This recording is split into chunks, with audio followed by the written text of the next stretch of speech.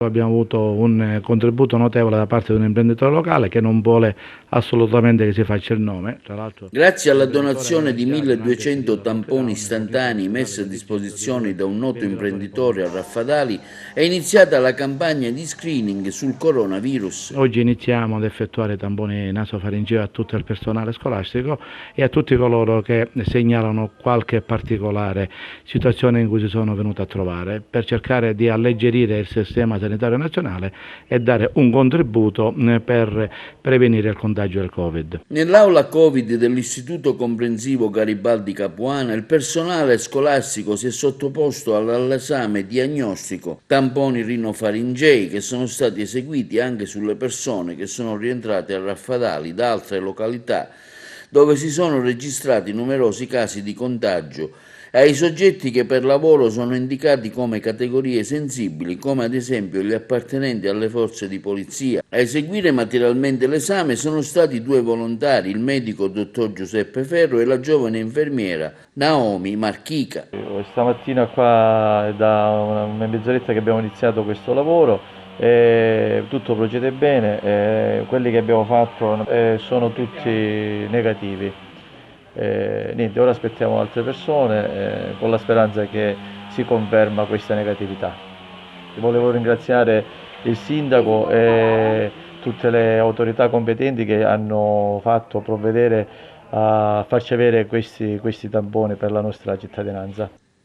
Soddisfazione per l'iniziativa viene espressa dalla dirigente scolastica dell'Istituto Garibaldi Capuana. Il controllo, le precauzioni non sono mai molte e tante, specialmente in una istituzione scolastica dove sono presenti parecchi bambini, perché essendo un istituto comprensivo chiaramente noi abbiamo un'utenza di alunni con età inferiore anche a 6 anni.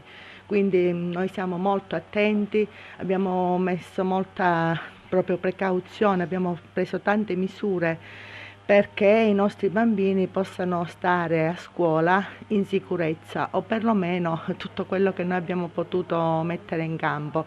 Ci siamo attrezzati per far sì che la segnaletica sia orizzontale che verticale sia ben visibile a tutti gli utenti della scuola, anche al personale esterno alla scuola.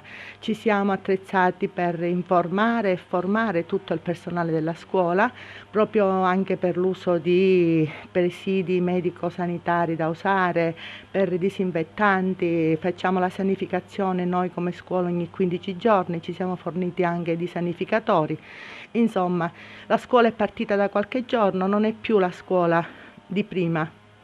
Non è chiaro, lo avvertiamo tutti, si sente nell'aria, la viviamo in maniera diversa, però devo dire che l'entusiasmo, la gioia, la voglia di stare insieme, di socializzare, di relazionarci, quella non è cambiata, anzi è sempre più grande di prima. Il sindaco Silvio Cuffaro ricorda di rispettare il distanziamento sociale, di indossare la mascherina.